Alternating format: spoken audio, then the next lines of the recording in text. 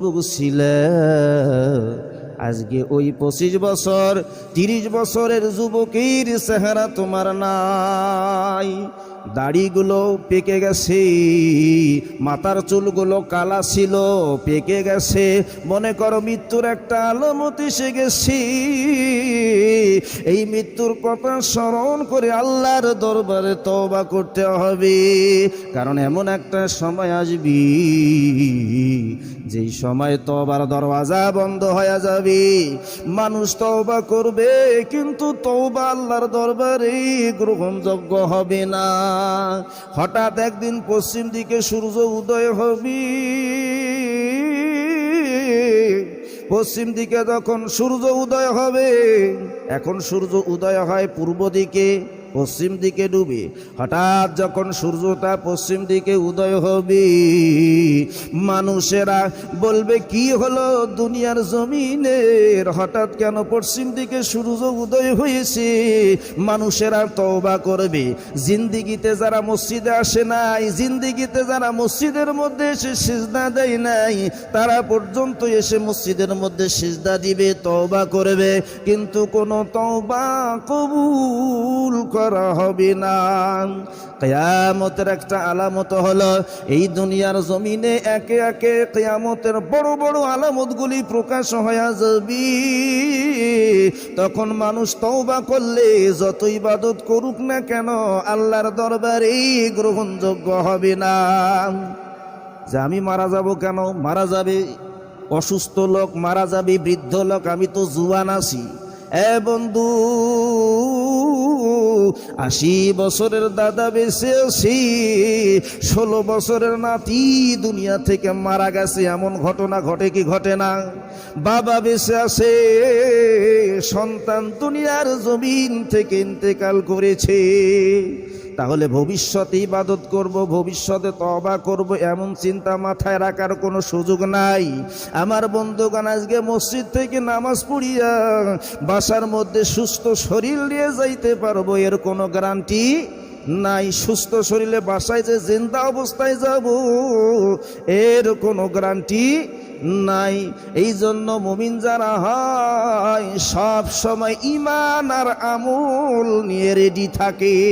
যখন আল্লাহ পাক ডাক দিবি, লাব্বাইক বলে হাজিরা দেবি, কারণ মুমিন ভালো করে জানে মৃত্যুর কোনো গ্যারান্টি নাই, যখন তখন যে কোনো অবস্থায় মৃত্যু হতে পারে।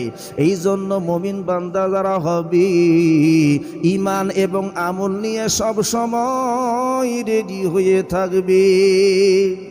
কিয়ামত আসার আগে, কিয়ামতের ধ্বংসযজ্ঞ শুরু হওয়ার আগে বান্দা নিজেকে পরিশুদ্ধ করে নিজেকে গুনাহ থেকে মাসুম বানায় না, কারণ কিয়ামতের কম্পন, কিয়ামতের ঝাঁকুনি হবে বড় ভয়ঙ্কর ব্যাপার।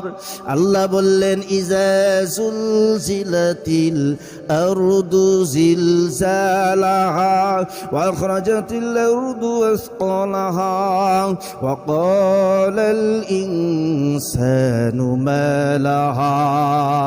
যখন দুনিয়াটা কম্পনে প্রকম্পিত হয়ে যাবে, জমিন তার সব কিছু বাহির করে দিবে। এই জমিনের নিচে রয়েছে খনিজ পদার্থ, এই জমিনের নিচে রয়েছে পেট্রোলের খনি, ডিজেলের খনি, জমিনের মধ্যে দস্তার খনি, সোনার খনি, এই জমিনের মধ্যে কয়লার খনি, পাথরের খনি রয়েছে।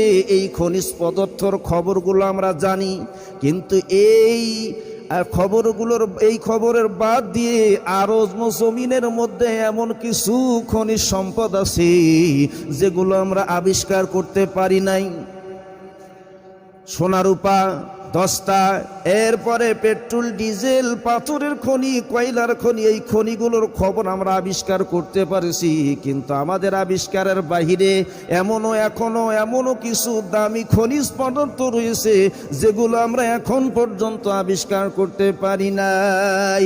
আল্লাহ বলবেন, যখন দুনিয়ার জমিনে কম্পন শুরু হয়ে যাবে, জমিন তার সমস্ত ভারসমূহ বাহির করে দিবে।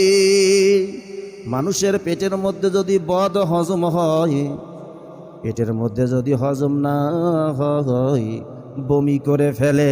এমনইভাবে পৃথিবীর জমিনটা সব কিছু ভিতরে যা আছে বাহির করিয়া দিবে। যখন দুনিয়ার জমিনে কম্পন সৃষ্টি হয়ে যাবে, দুনিয়ার মধ্যে ভূমিকম্প হয়, মাত্র কয়েক মিনিটের ভূমিকম্প, কয়েকদিন আগে ভূমিকম্প হলো। আমার ভাইরা, ঢাকার মধ্যে বিল্ডিং ধসে গেল, মাত্র কয়েক সেকেন্ডের ভূমিকম্পে সমুদ্রের মধ্যে তরঙ্গ সৃষ্টি হয়। এরপরে কত বিল্ডিং ধসে যায়, কত মানুষ মারা পর্যন্ত যায়। কিন্তু যখন এই দুনিয়ার জমিনে কিয়ামতের কম্পন শুরু হয়ে যাবে, দুনিয়ার ভূমিকম্পের মতো নয়, লক্ষ কোটি গুণ বেশি আঘাত আনবে জিলজাল। আমার ভাইয়েরা, দুনিয়া যখন ধ্বংস হয়ে যাবে, আল্লাহ রাব্বুল আলামিন এই সূরা জিলজালের মধ্যে প্রথম কিয়ামতের চিত্রটা, ধ্বংসযোগ্য বিষয়টা তুলে ধরেছেন। এই দুনিয়ার মধ্যে কোন কম্পন সৃষ্টি হয়ে যাবে, দুনিয়া ধ্বংসযোগ্য আরম্ভ হয়ে যাবে, আসমান জমিন গ্রহ নক্ষত্র সূর্য চন্দ্র সব কিছু ধ্বংস হয়ে যাবে। আমার ভাইরা, আমার বন্ধুগণ, কিয়ামতের ধাক্কাটা যখন জমিনের মধ্যে লেগে যাবে, আল্লাহ বললেন, ইদা শামসু কুওয়িরাত ইদান নুজুমু কাদারাত ইদাল জিবালু সুয়িরাত। সূর্যটা আল্লাহ রাব্বুল আলামিন গুটিয়ে ফেলবে, মুষ্টির মতন যেরকম গুটিয়ে ফেলা হয়, সূর্যটা গুটিয়ে ফেলা হবে। তারকা নক্ষত্রগুলি আলোহীন হয়ে যাবে, পাহাড়গুলি তুলার মতন চালান করে দেওয়া হবে। এই পৃথিবী থেকে সূর্যের দূরত্ব 9,13,00,000 মাইল দূরে হলো পৃথিবী থেকে সূর্যের দূরত্ব। আবার মহাশূন্য রয়েছে, এই মহাশূন্যের মধ্যে অগণিত লক্ষ কোটি কোটি তারকা নক্ষত্র রয়েছে। এই তারকা নক্ষত্রগুলো এত বড় হবে, এমন 50 কোটি সূর্য একটা তারকা নক্ষত্র গিলে খেতে পারে। এমন বড় বড় তারকা নক্ষত্র আল্লাহ মহাশূন্যের মধ্যে রেখে দিয়েছে। কিয়ামতের ধাক্কাটা যখন জমিনে শুরু হয়ে যাবে,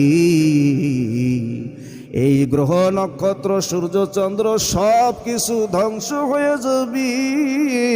পৃথিবী নামক কোনো অস্তিত্ব থাকবে না। আল্লাহ বলেন, ইদাল উহুশু হুশিরাত, সমস্ত বন্য প্রাণীগুলোকে এক জায়গায় করা হবে। যত পৃথিবীর মধ্যে প্রাণী আছে, আল্লাহ পাক মউতের ফেরেশতাকে ডেকে বলবেন, মউতের ফেরেশতা,